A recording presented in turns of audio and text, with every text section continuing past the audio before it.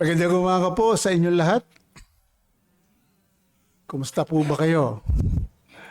Okay, salamat sa mahabagin at mabiyayang Diyos na ang buhay natin ay nagpapatuloy dahil siya po yung may hawak ng ating buhay. At sabi nga doon sa Job chapter 12 verse 10, mula 9, pinakita doon ni Job na lahat siya ang gumawa. Then, lahat ng may buhay ay nasa kanyang kamay. Kahit ang hininga ng tao, nasa kamay niya. Kaya, laging sa Diyos tayo babalik. Dahil ang God ay soberanong Diyos. Tayo po ay yumuko at manalangin.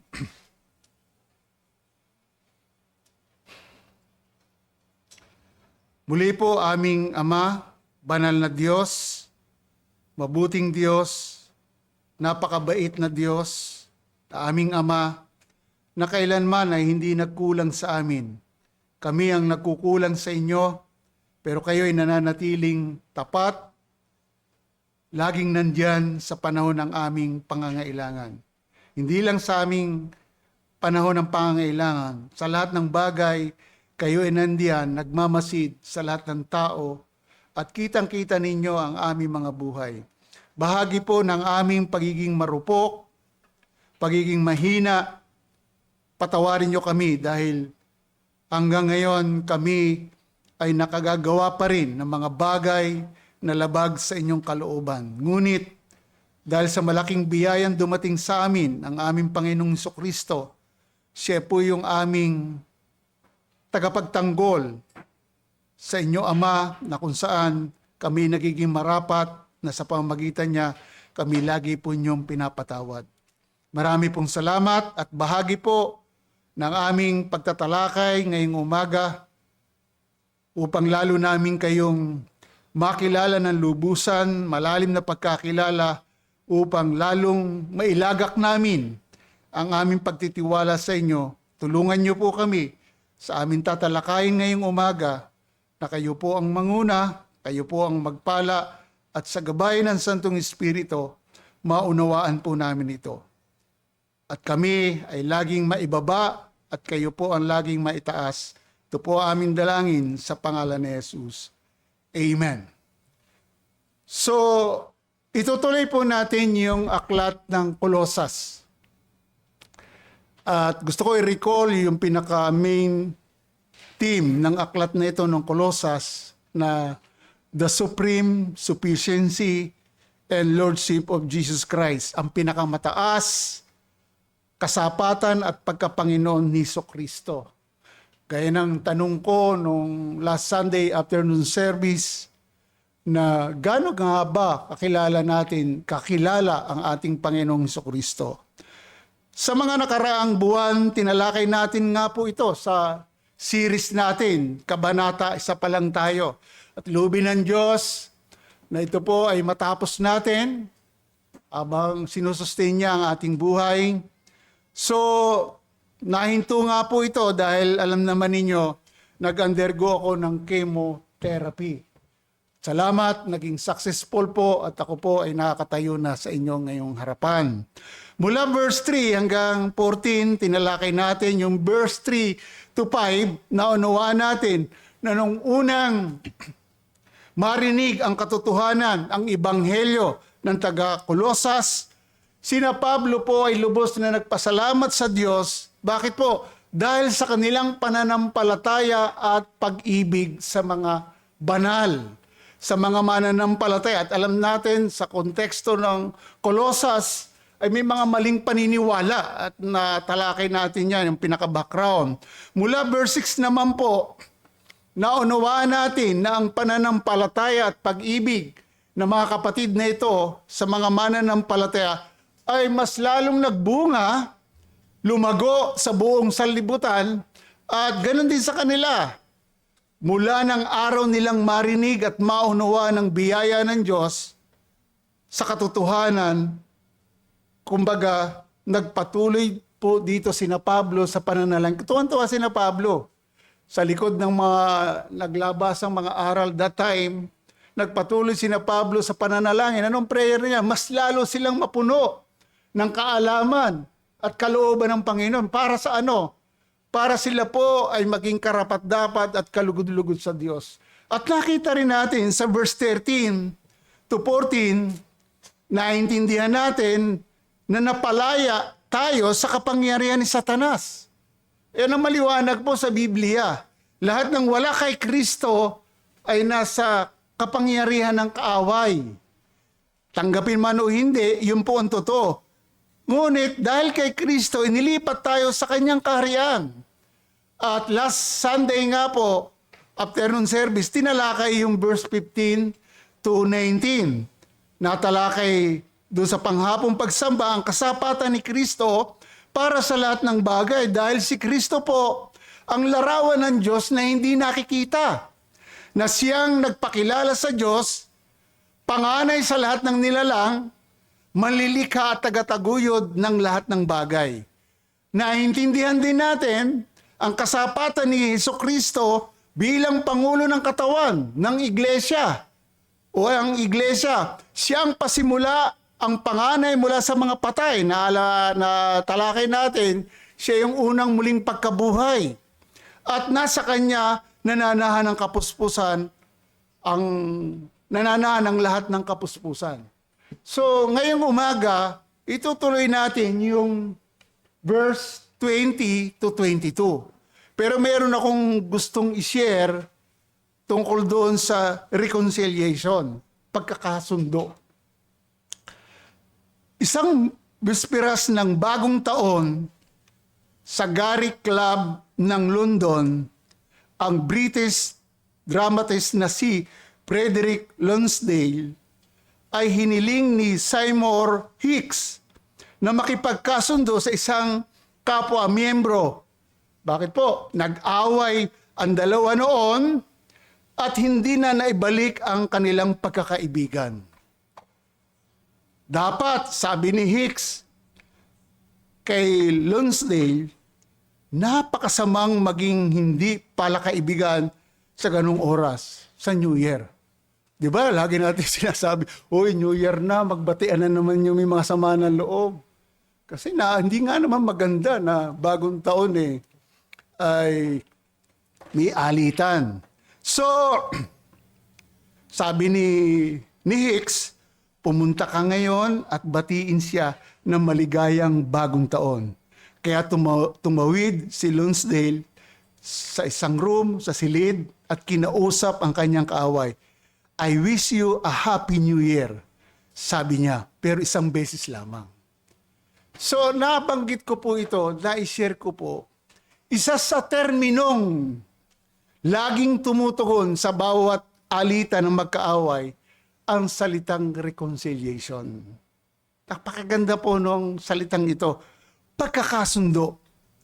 Alam niyo mga kapatid, ang salitang ito ang ginamit ng Biblia, ng Bible, ng banal na kasulatan upang masolusyonan ang malaking problema ng tao sa harapan ng Diyos bilang magkaaway. Before, sa mga hindi pa nakakilala na sa Panginoon, at mga hindi pa nakakilala, ang totoo, kaaway tayo ng Diyos. Yun po ang ating kalagayan sa harapan ng Diyos. Pero gaya na nabanggit ko afternoon service, ang dami natin pinaniniwalaan na Diyos na hinahanap. Pero ang totoo, kung hindi mo kilala si Kristo, kaaway mo ang Diyos. Maliwanag sa parallel verse natin. At mamaya gusto kong i-recall natin at basahin natin. So ngayon, yung verse 20 to 22, ano kaya ang nais ituro ni Pablo sa kanila at sa atin ayon sa kanyang sulat na ito about reconciliation? Tingnan po natin yan. Ang Colossus chapter 1 verse 20 to 22 ay isa pong malalim na buod ng covenant of redemption na pinapakita o pinapaunawa ang pinakamataas na tungkulin ni Kristo sa pagkakasundo sa isang makasalanang mundo. Hindi sa pamamagitan ng pagsisikap ng tao o mabubuting gawa, kundi sa pamamagitan ng dugo ng krus. The blood of Christ. Pag pinag-usapan ng blood, buhay yan eh. Sana makita natin yon. Alam nyo, mga Puritans such as John Owen and Thomas Manton, ang kanilang view sa talatang ito, isang declaration that God's wrath against sin was fully satisfied in Christ's physical body, turning enemies into holy believers. Grabe po. Kay Christ lang na satisfied. Diniklara na, kumbaga, binabanggit, diniklara yung ganap na katayuan nila sa harapan ng Diyos, nasiyahan sa pamamagitan ng kamatayan ni Kristo. At ginawang banal, mananampalataya ang mga kaaway. So sa mga mananampalataya, kaaway pa ba natin ng Diyos? Hindi na. Ang turing ng Biblia ay naging kaibigan. Grabe po, mga kapatid. So ang pangunahing layunin ng mga talatang ito bilang kasapatan ng Panginoong Hesus ay ang mga mananampalataya ay ligtas kay Kristo. Bakit po? Pinagkasundo sa pamamagitan ng dugo ni Kristo.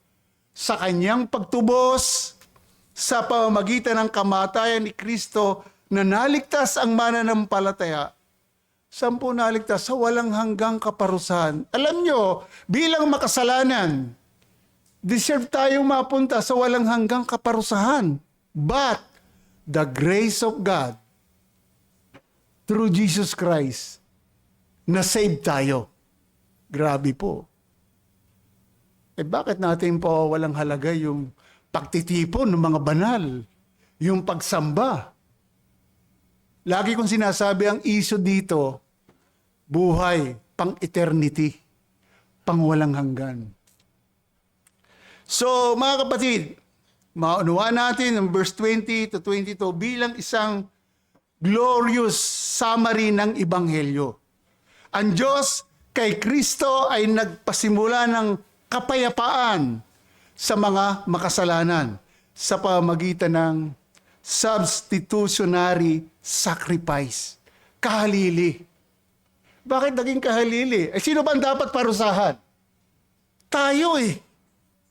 Ang mga makasalanan eh. Pero siya ang humalili. Siya ang pumalit. Siya ang umako. Sana tumanim ng malalim sa ating puso, matatak sa ating isipan ang ginawa ni Kristo. Nagresulta sa isang pagbabagong buhay na ipinakita bilang banal sa harapan ng Diyos. In the sight of God, tayo po ay holy through Jesus Christ.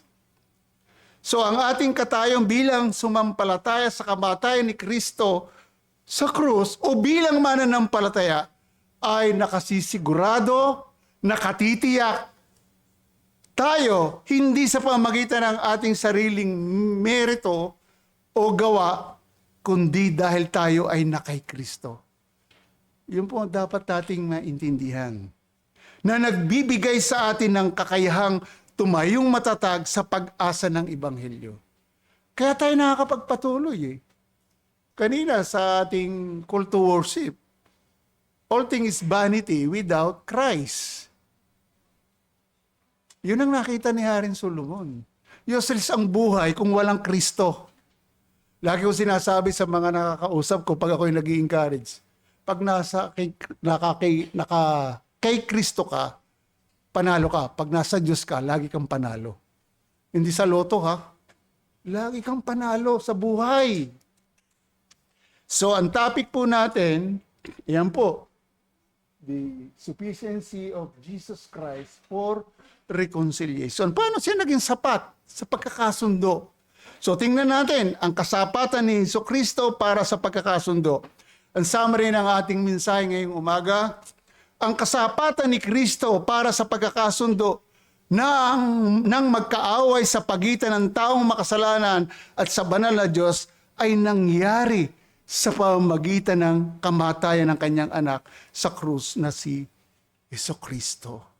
Si Kristo Jesus. Grabe po. Kaya yung pong verse 20 to 22, binibigyan din po dito yung naganap na tagumpay ng kamatayan ni Kristo. Natala na yan sa history, hindi na mabubure. Namatay si Kristo. Isang beses lang siyang namatay at muling nabuhay. Sapat na po yun. So ang kinakailangang pagbabago ng individual na mananampalataya at ang hindi pagganap na pagsasakatuparan ng kapayapang ito sa buong mundo. Ang pagkakasundo ay hindi lamang isang potensyal. Ito po ay isang mabisang pagkilos kung saan ang katuwiran ni Kristo ay nilapat sa makasalanan. Kumbaga, katulad ng sinabi ni R.C. Sproul. Anong sabi ni R.C. Sproul? Double imputation.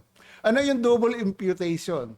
Nung si Christ ay nabayubay sa krus, na-impute sa kanya yung sin, kasalanan. But, nung sa mga mananampalataya naman, na-impute yung righteousness, imputed righteousness. Nabaliktad, napalit. Sana makita natin yon. Kaya, dapat pahalagahan natin ang ating ginagawang pagpapatuloy, pagsamba sa Diyos. So, tatlong main point po ang ating pag-uusapan. Una, reconciliation through Christ's blood. Pagkakasundo sa pamamagitan ng dugo ni Kristo. Verse 20. Reconciliation for former status of all people. Yun po ikalawa, pagkakasundo para sa dating katayuan ng lahat ng tao. Ito, habang tinitingnan natin, ikaw na mananampalataya ngayon at hindi pa mananampalataya, tingnan natin to. Kung ikaw'y mananampalataya, balikan mo ang dati mong buhay. Ano ba ang dati mong buhay?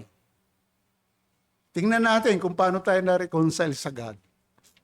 Pangatlo, reconciliation goal, layunin ng pagkakasundo, verse 22. So, ang sabi po ng verse 20, pansinin ninyo, at sa pamagitan niya, sinong niya? Christ, ay pagkasunduin ng Diyos sa kanyang sarili ang lahat ng mga bagay sa lupa man o sa langit na ginagawa ang kapayapaan sa pamamagitan ng dugo ng kanyang krus. Blood of Christ.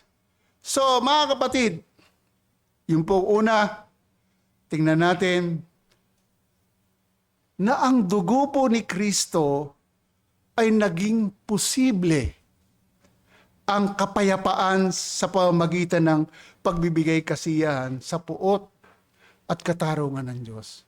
Yung blood po ni Christ. Hindi ito yung peace na nagpunta ka sa isang lugar, yung pinuntahan nila, maganda yung lugar. Pumunta ka sa prayer mountain, pumunta ka sa prayer cell, tahimik, magpipray ka. Hindi yun ang ibig sabihin. By faith, through Jesus Christ, nawala na po yung alitan natin sa harapan ng Diyos. Payapa na tayong lumapit sa Diyos. Grabe po mga kapatid. So, huwag nating kalilimutan na tayo ay makasalanan at tayo ay kaaway ng Diyos.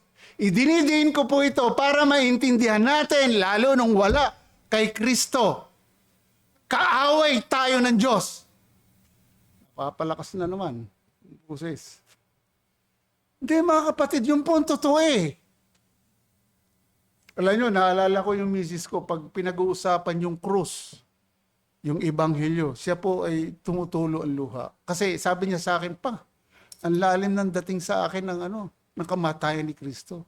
Kaya pag pinag-uusapan ng gospel, siya po ay lumuluha. Sabi, buti ka pa nga ngayon, nandun ka na. Kung makakausap ka, buti ka nga, nandiyan ka na eh. Kami, naghihirap pa dito eh. So mga kapatid, gusto kong silipin natin yung Romans. Kasi gusto kong balikan po yun. Basahin ko sa inyo ng mariin. Ang sabi po dito, sapagkat kung noong ngang tayo mga kaawa, verse 8 muna po, subalit pinatutunayan ng Diyos ang kanyang pag-ibig sa atin na noong tayo'y mga makasalanan pa, si Kristo ay namatay para sa atin. Nire-recall ni Paul sa taga-Roma. Yung dati. So, verse 9, lalo pa nga, parang diniin niya, lalo pa nga, ngayong tinuturing tayong ganap, ibig sabihin na pawalang sala, sa pamagitan ng kanyang dugo, ay maliligtas tayo sa galit ng Diyos sa pamagitan niya. Nasa ilalim tayo ng puot ng Diyos, ng galit ng Diyos before. Sa mga mananampalataya, I'm sorry, gusto kong sabihin, kung wala sa iyo si Kristo, nasa ilalim ka ng galit ng Diyos. So, 10, sapagkat kung noon ngang tayo'y mga kaaway, ay pinagkasundo tayo sa Diyos sa pamagitan ng kamatayan ng kanyang anak, lalo ngayon, kumbaga, grabe o, parang dinin niya, lalo ngayon. Di ba, dapat proud tayo, lalo ngayon. Pinagkasundo na, ay maliligtas tayo sa pamagitan ng kanyang buhay. Ulitin ko, ang issue dito, buhay na walang hanggan. Hindi ito material. Eternal life. Kaya maligayang tao, pinakamayamang tao, pinakamasayang tao, ang naligtas ang kanyang kaluluwa sa pamagitan ni Kristo. Yun naman ang ending eh. Sana kung hindi ka mamamatay, okay lang. Eh lahat tayo mamamatay, ang kaluluwa hihiwalay. How about your soul? Saan pupunta? Pakiisipin po natin sa mga wala pa sa Panginoon. At tayong mga mananampalataya, mas lalo tayong magpursige. Lalo tayong maging masipag. Na-devotion nga nung workers fellowship yun eh. Diba? Lalo tayong magpakasipag sa gawa ng Panginoon.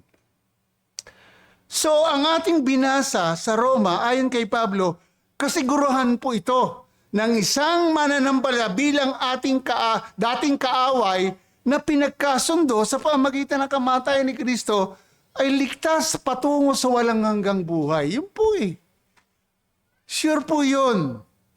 Kaya yung reconciliation, ito ay hindi isang pansamantala lamang o temporary lang. Kasi minsan yung pag-aaway, di ba, pag nagkabati, basta huwag mo lang ulitin, siguradong Eh, ang good news sa atin, meron tayong mediator. Hindi nawawala yun, forever mediator. Nagkakamali tayo, pero may forever na mediator. Si Christ po yun. So, ito po ay hindi pansamantala, kundi isang pangwakas na pagkakasundo na nag-alis ng alitan sa pagitan ng Diyos at ng kanyang mga tao. Inalis yung alitan, away. Kaya yung kanyang pagpapanumbalik ng buong sanlilikha na sinumpa dahil sa kasalanan ni Adan, Genesis 3, hindi nito pinapahiwatig o pinapaunawa sa atin yung salitang universalism. Hindi po. Kasi baka tayo magkamali. Hindi, si Christ namatay para sa lahat. Individual. Pero sa Biblia, mayroong partikular na mga tao niya. Kaya nga tayo nangangaral kasi hindi natin alam kung sino ang mga tao niya eh. Hindi po tayo hyper-Calvinism. Mga hyper. Hindi, bakit pa tayo mangangaral eh? Alam na naman ng Diyos kung sino eh. Kaya nga ipapangaral para tawagin yung para sa Kanya. So mga kapatid, hindi po universalismo na ang lahat ng individual ay naligtas o maliligtas. Kundi sa halip na ang gawa ni Kristo ay nag-aalis ng alitan o kaguluhan dulot ng kasalanan na lumilikha po ng isang bagong langit, bagong lupa kung saan walang hindi pagkakasundo na umiiral. Pag nagkaroon na ng new heaven and earth, a new earth, wala na, talaga posible na yung wala nang alitan doon, wala nang sabunutan. Wala nang chismisan, wala na. Kasi binanggit ng Romans, kung babasahin nyo Romans, even yung sanlilikha, i-restore yan eh. So, ang pagkakasundo pong ito ay nakakamit lamang sa pamagitan ng kamatayan ni Jesus. Pagtupad sa katarungan ng Diyos.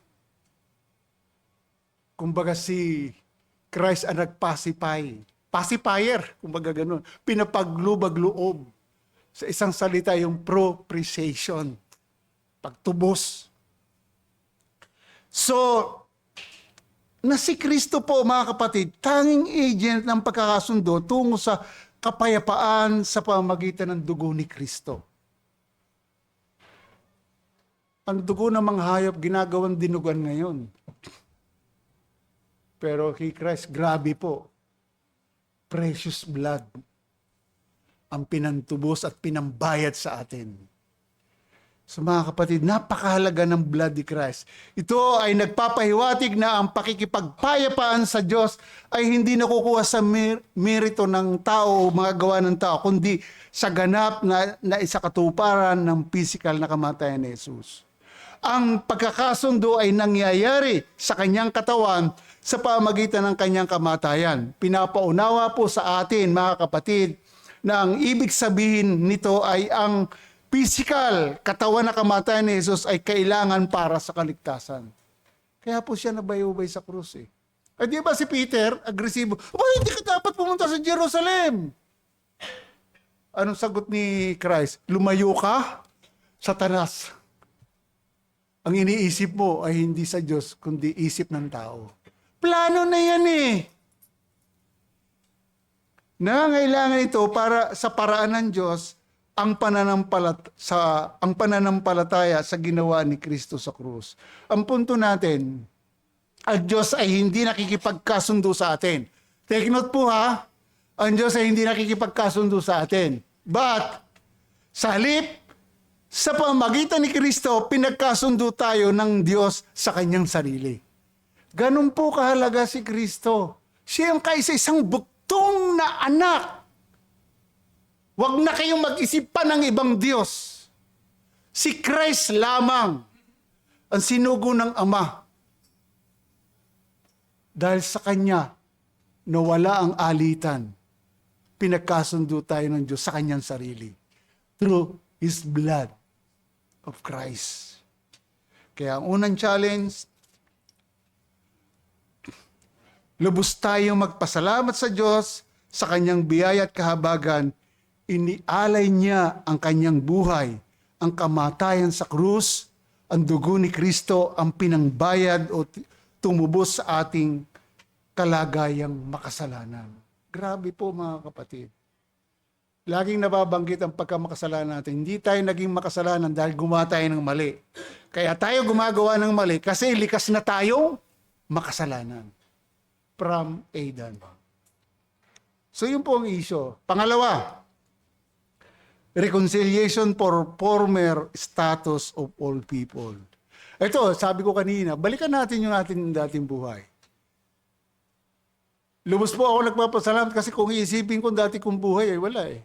Kaya minsan ang bilis lang utak ko. Minsan nagugulat kayo, bakit naman ang bilis mo mag-change ng usapan? Kasi napulyot po ng mga sabisyo. Hindi po ako nagsabo, pero nagsirop po ako. Yung isang buting gamot sa ubo, iniinom ko po yun. Lakas tama. Ay, mga kabataan, yung gagawin yun. Bad po yun. Kasi yun ang buhay ng wala kay Kristo.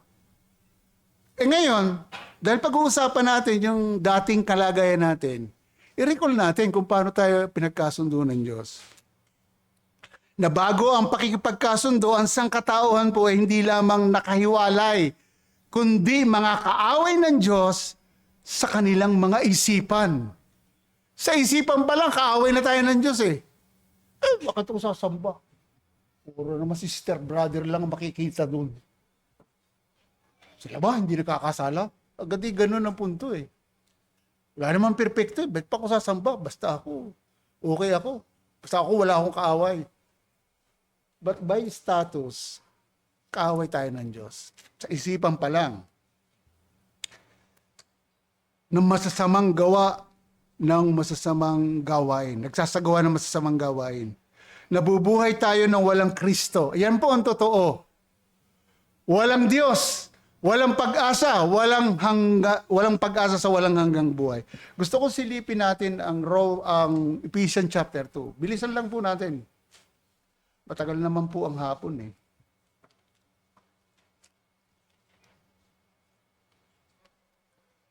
Tingnan po natin.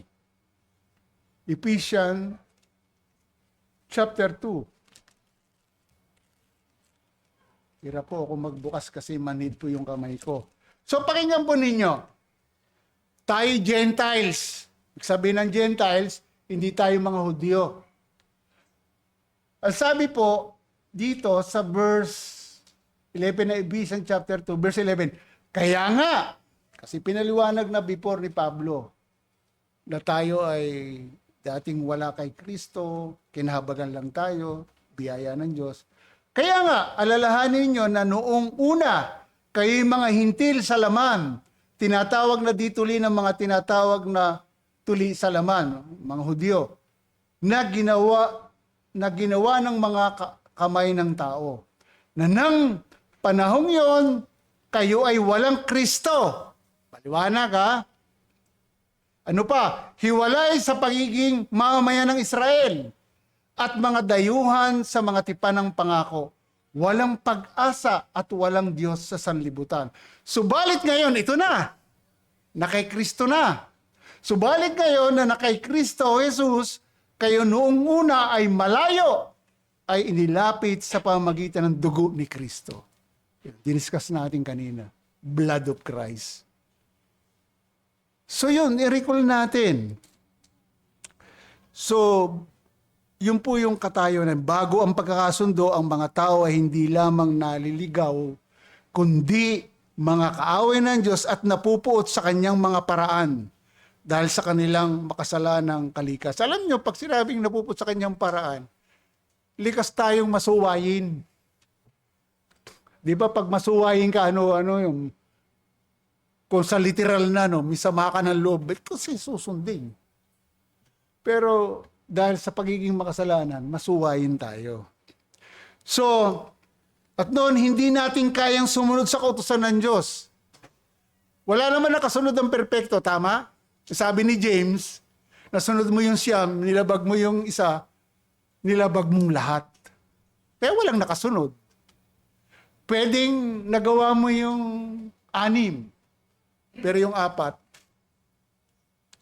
laging sabit tayo. Hindi maaring kalugdan ng Diyos ang mga wala kay Kristo, nabubuhay sa laman. Silipid din natin yung Romans 8. Para makita po natin, sabi na Romans 8, bilisan ko na lang, chapter 8, verse 7. Sapagkat ang kaisipan ng laman ay pagkapuot laban sa Diyos, sapagkat hindi ito nagpapasakop sa kautusan ng Diyos ni hindi nga maaari. At ang mga nasa laman ay hindi maaaring kalugdan sa Diyos. Kahit pa faithful ka, tapat ka sa iyong relihiyon, kahit pa sandamakmak na ang kalyo mo sa tuhod sa kaluluhod, kung walang Kristo, nabubuhay ka pa rin sa paglabag sa Diyos. Yun po ang totoo. At hindi, kahit pa mabuti ang ginagawa mo, hindi ka maaring kalugdan ng Diyos. Pwedeng i-honor like Cornelius. Pwedeng alalahanin yung gawang mabuti. Kasi si Cornelius, talagang madasalin, prayerful, nagbibigay ng mga tulong, benevolence. Pero bakit may sinugo pa para pangaralan siya ng Ebanghelyo? Kasi hindi sapat po yun.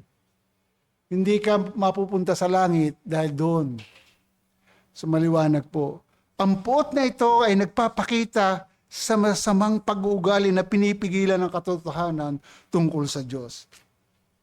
Ang estado ng pagiging alienated, dayuhan, at mga kalaban sa isip, pinakita yan ng verse 21, na naging usapin batay sa banal na kasulatan na ang sangkatauhan dahil sa kasalanan ay hindi lamang malayo sa Diyos. Alam po nyo, hindi lang malayo. aktibong kaaway. Aktibong kaaway ng Diyos. Yun naman po ang totoo. Kasi nabubuhay sa kasalanan ang mga wala kay Kristo. Maliwanag naman sa verse 21 eh. Hindi natin nabasa kanina eh. Tingnan natin. Ano sabi sa verse 21? At kayo na nang dati ay hiwalay at kaaway sa pag-iisip sa pamagitan ng masasamang gawa. Yun po yung 2021 eh. Ang punto, ang ating mga puso ay napupuot sa Diyos at masuwayin tayo sa Kanya. Ito ang dati nating buhay. Sa mga mananampalataya. Pero sa mga wala kay Kristo, pakiisipin mo yon. Nararamdaman mo man o hindi, yun ang kalagayan mo sa harapan ng Diyos. Kaaway ka niya. Gusto ko ipaunawa ito sa mga wala pa sa Panginoon. Kaya mapalad ka dahil nandito ka. Kasi nakikinig ka ng salita ng Diyos. At ang Biblia ay nag-aanyaya. Kaya nga, ang punto natin, ang ating mga puso ay napupuot sa Diyos at masuwayin tayo sa Kanya.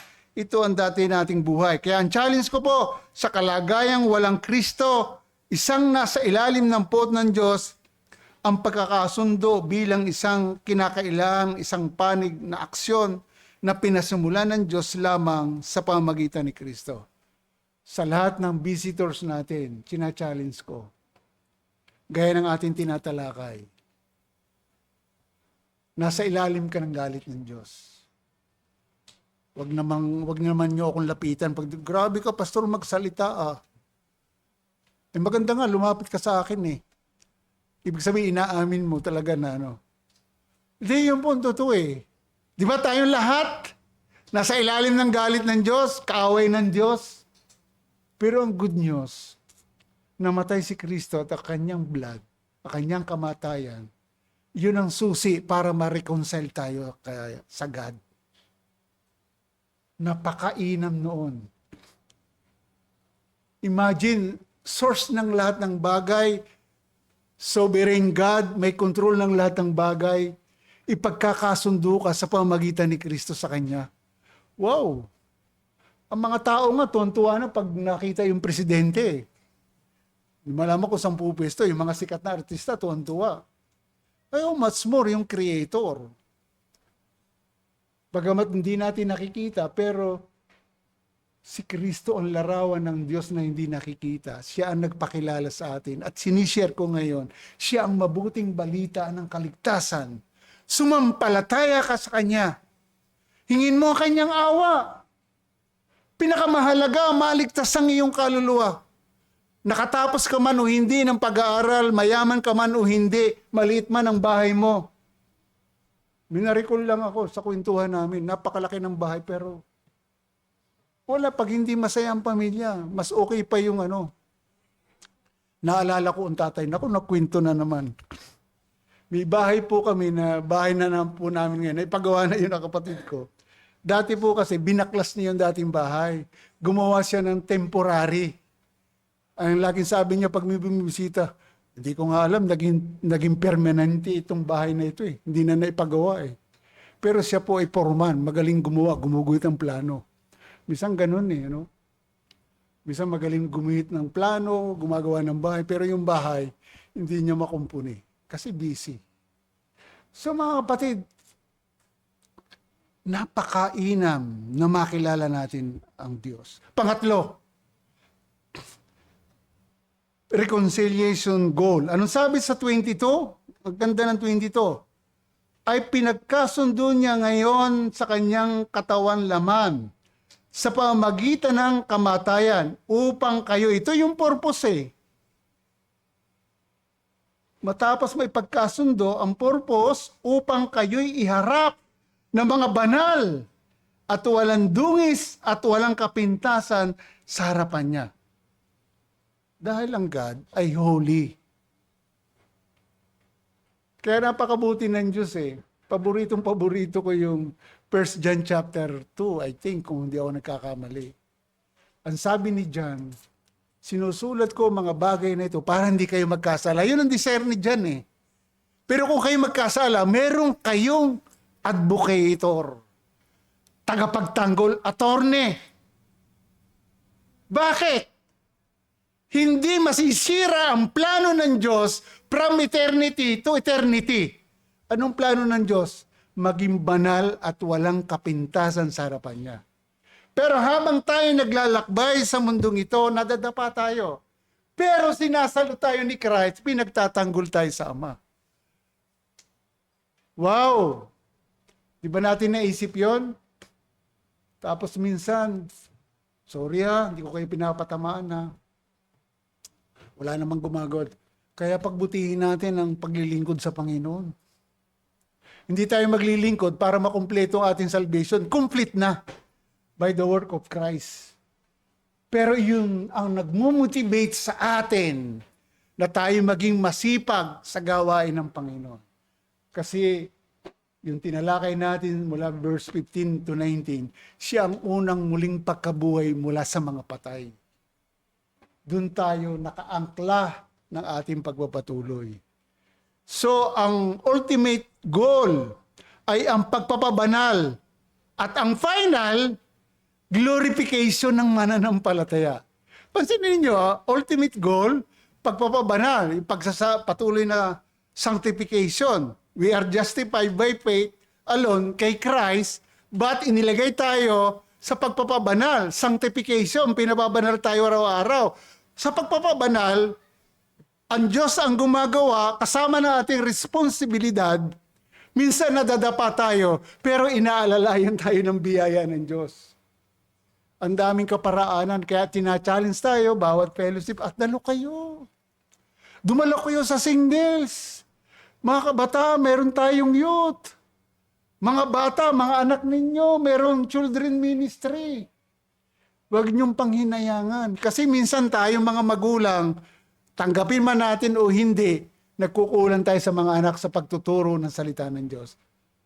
Tama ba tayo? Yan ang totoo. Kaya nga, hindi dapat iasa lahat sa ano eh. So, ito ang dahilan kung bakit tayo ay nagpapatuloy na matyaga sa lakbayan ng ating pananampalataya tungo sa kaluwalhatian bilang tayo ay nabiyaya ng kaligtasan. Hindi ito conditional o additional para makomplete nga po yung salvation. Motivated tayo ng ginawa ni Kristo na siya ang tatapos makarating tayo sa glorification. Anong sabi ni Pablo sa taga-Pilipos?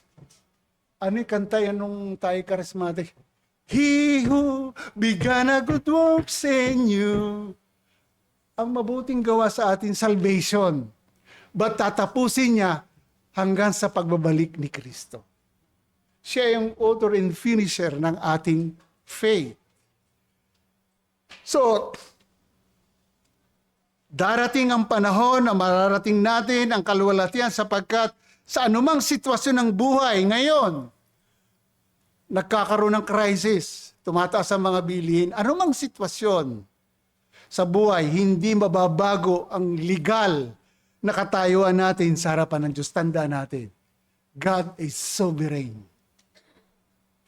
Hindi niya mababago, hindi mababago ng mga pangyayari ang plano niya. Aba, pag nabago yun, may problema. Bakit pa niya isinakripisyo ang kanyang anak? Kaysa isang bugtong na anak, si Jesucristo. So ito ay nangangahulugan ng isang forensic. Pag sinabing forensic, ito ay legal term na ginagamit sa sa korte. Kumbaga, legal na declaration ng kawalang kasalanan tinatanggap sa paningin ng Diyos na hindi dahil sa ating mga gawa, kundi dahil tayo ay na kay Kristo. Yun ang yun ang good news eh. United tayo kay Christ. We are in Christ Jesus. He is the gospel of salvation. Pinapaunawa sa atin na ito ang physical na katotohanan ng pagbabayad sala, paglaban sa maling pananampalataya na tumatanggi sa muling pagkabuhay ni Kristo. Meron itong mga tumatanggi sa muling pagkabuhay. Nilinaw na yan sa 1 Corinthians chapter 15. Basahin na lang ninyo. Yung parirala sa kanyang katawan laman sa pamamagitan ng kanyang kamatayan, verse 22, ito po ay ginamit upang kontrahin. Alin po ang kukontrahin? Tanggihan ang mga naunang maling pananampalataya. Alam nyo, kalaunan po ay naging liberal na tinatanggi ang pagiging tao ni Kristo o ang kanyang physical na kamatayan na nagpapatunay na ang tagapamagitan ay parehong ganap na Diyos at ganap na tao. So mga kapatid, kaya nga ang pagkakasundo ay isang nakaraang aksyon na ginawa ni Kristo sa krus na nagriresulta po o nagbubunga sa pagbabago ng katayuan para sa mga mananampalataya. Forever po ito. Legal status po ito eh. Meron ba Diyos na nagbabago? Sabi ng Numbers 23 o 23, hindi ko ang puso ng tao ay nagbabago, ngunit ang Diyos ay hindi. Pinapahiwatig po na kay Kristo, ang mananampalataya ay may ganap na katuwiran, matuwid sa harapan ng Diyos sa pamamagitan ni Kristo. Yun si binanggit ko kanina, imputed Christ's righteousness. So hindi po mabago yun. Ang pagkakasundo ay hindi lamang tungkol sa pagtakas sa impyerno. Yung reconciliation po, hindi pagtakas po sa impyerno. O takot na takot tayo sa impyerno. Talaga naman matatakot ka. Pero hindi po. Ito ay para iharap tayong banal na walang dungis at walang kapintasan. Yun ang plano ng Diyos. Huwag natin kalilimutan. Maging holy and blameless before God. Ito ay design na ng Diyos from eternity. Bakit po? Anong sabi sa Ephesians chapter 1 verse 4? Even as He has chosen us in Him before the foundation of the world, that we should be wicked. Hindi po. That should be holy and blameless before Him. Yun po ang plano eh. Kailan ginawa yon? From eternity past.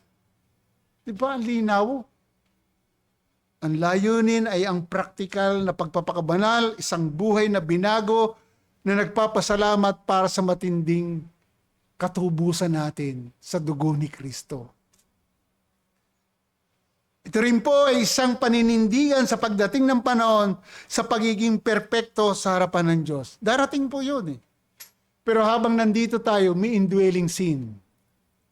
Pero ang good news, meron tayong mediator forever. Kasi hindi pa tayo ganap eh. Nagkakasala pa rin tayo. But hindi na tayo slave ng sin. Kasi may takot na tayo eh. Kaya lang dahil meron nananahan ng kasalanan sa pagkatao na natutokso pa rin tayo. Nadudulas tayo magsalita ng hindi tama. Nakakagawa ng kasi yun ang nagtitrigger sa atin eh. Kaya nga daily ang pagsasanctified sa atin. Ang daming kaparaanan ng Diyos.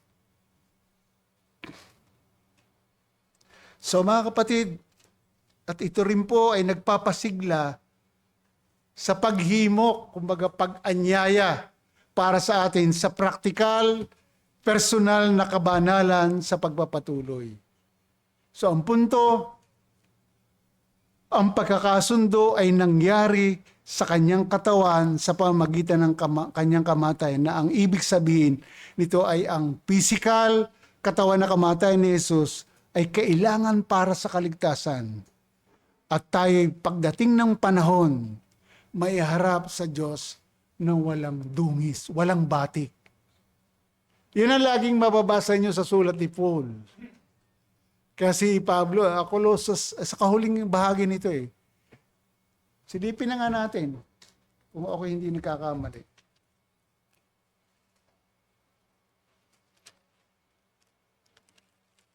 Parang sa huli yata, yun eh.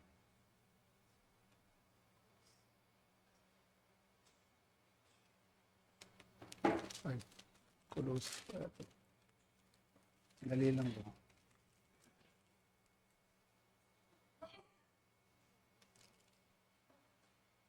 Hindi yata yun saan.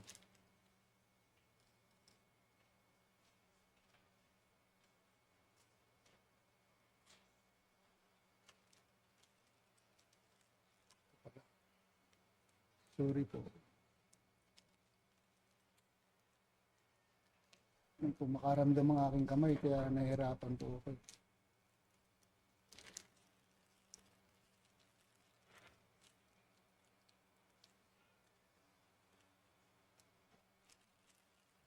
Forget ko. Pero sa Pilipos yata yun, hindi ko matandaan, huling bahagi, na ito yung aking ipinapangaral sa inyo at binabalaan ng lahat na kayo ay maiharap ng walang kapintasan sa Panginoon. Hindi ko lang ma-recall.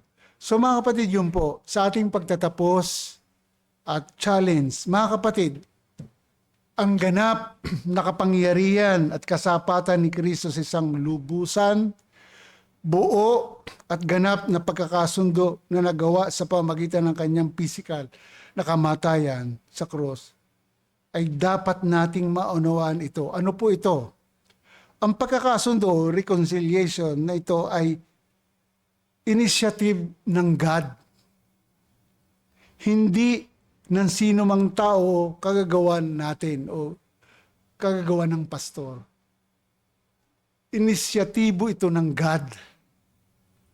Pangalawa, ito rin po ay nag-uudyok sa atin bilang mga mananampalataya mula sa isang estado ng pagiging nakahiwalay at mga kaaway sa isip ay magnais sa ating mga puso tungo sa pagiging banal, walang dungis at walang kapintasan sa harapan niya.